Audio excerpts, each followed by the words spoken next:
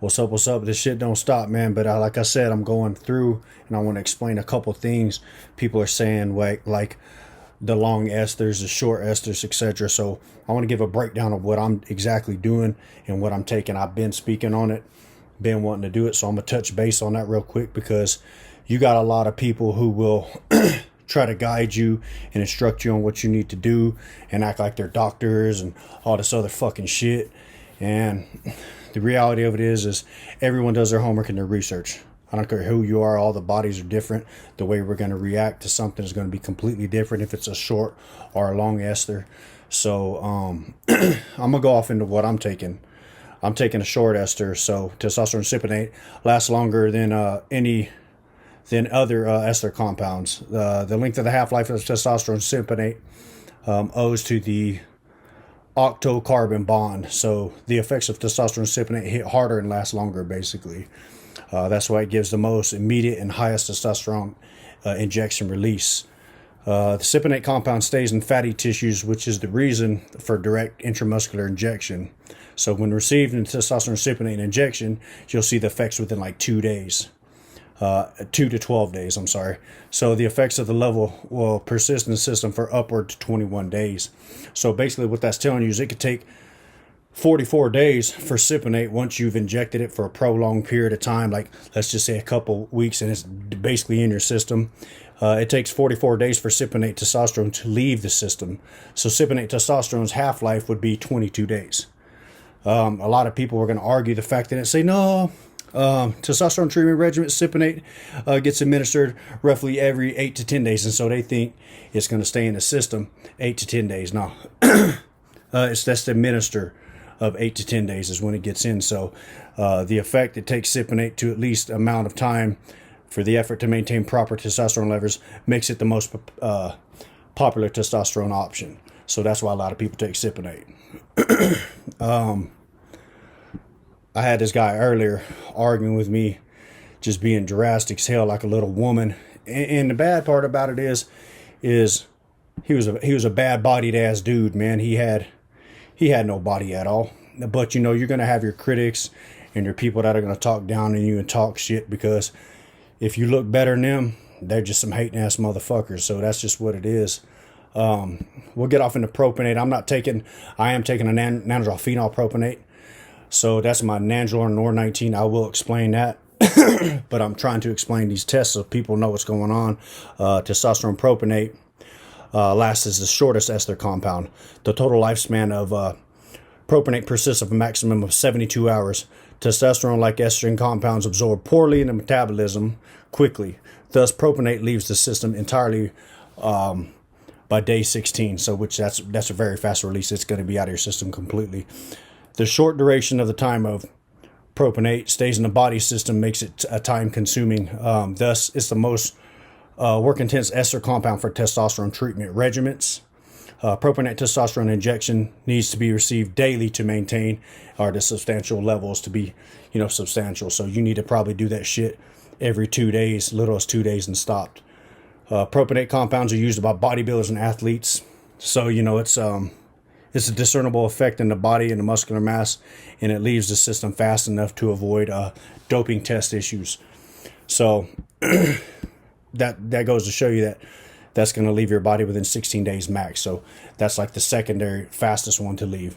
And anthate's obviously the longest ester you can take. Testosterone anthate works as it's a middle ground testosterone ester compound between cypionate and propionate. So it's like in between them. The effects of testosterone anthate hit between 24 and 48 hours. So that's fairly quick. Like cypionate, the duration of the enanthate testosterone lasts 4 days at its peak and 10 days in total. You need to inject enanthate testosterone every 3 days maximum to maintain consistent testosterone levels. Enanthate testosterone compound stays detectable in the system for 22 days. So anyone back there talking all their shit, do your homework, do your research. Those things are very valuable to tell people. Don't try to bash people because your body looks bad and shit like that. Do yourself, do you, and get your own body, man. Because like I said, this shit don't stop, man. Like for me, this has been my life. I've been doing this shit for about 14, 15 years straight hard. Not taking anabolics or nothing like that, no. but personal training has been in my life. I went to school for it. Fitness came into my life at a bad position in my life. I was locked up for a long time, and you know, that was the only outlet, you know, thing I had. So anyways, I took that to a whole nother level, and I tried to learn as much as I could about the human body, about the anatomy of the body. We'll get off into the NOR19 properties and stuff, man, because I'm taking the MPP as well. So the MPP is nanodrol phenol propionate. The traits of the function of the anabolic are steroid. In terms of science structure, it's an anabolic androgenic steroid of the 19 nor testosterone type. When the 19 nor classification applies, it means that the testosterone hormone structural changes has taken place in the 19th position. The change is the hormone's carbon atoms has been eliminated in position 19. When this change is made of testosterone, basically, nandrolone is created. With a shorter ester called phenol propionate, it is added the change formula, which is nandrolone. Nandrolone phenol propionate is created. In terms of nandrol phenol propionate functions, it's just the same as nandrolone decanate. Each one is made up from the same hormone as the other. However, MPP nandrol phenol propionate, which that's what I'm taking, this half-life is shorter, and burst of nandrolone is bigger. So for the post injections, basically, if you're interested in keeping your blood levels stable, you'll need to inject MPP more frequently than not.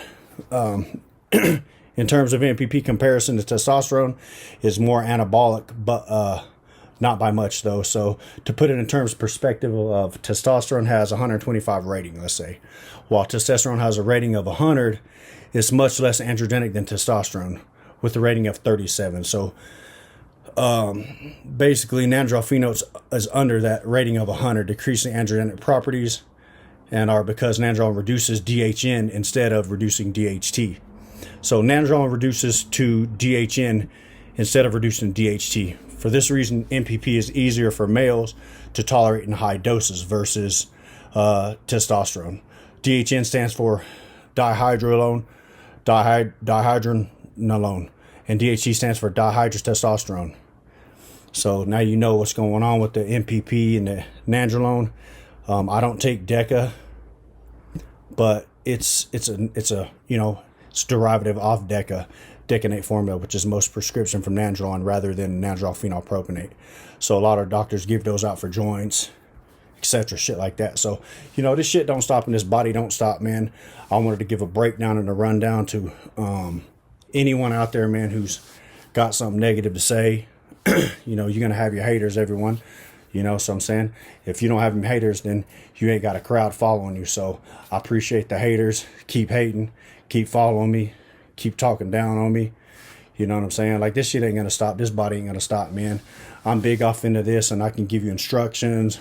Like I said, I can give you fitness goals, regimens. I can do fundamental movement systems, FMSs on people, man. You know, we can grow till we blow, man. So there's no hate in this game. I just want to give the information out. I feel like it's a necessity for people to know so they can go in having the right attitude and not really so concerned about what everyone else is saying. Obviously, A, get your blood work done, and B, show your ass up to the gym. You know what I mean? And don't allow others to convince you to quit or give up on yourself, man. So with that being said, man, this shit don't stop. That body don't stop, man. Let's grow till we blow, man. You know, that's our mission and our objective, man. I appreciate everyone who follow me, fucking with me. And I'm going to show y'all the same love, and I'm going to follow y'all.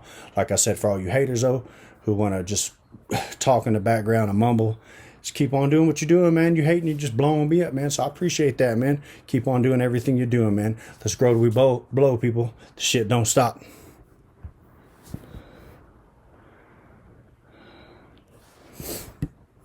Shit don't stop.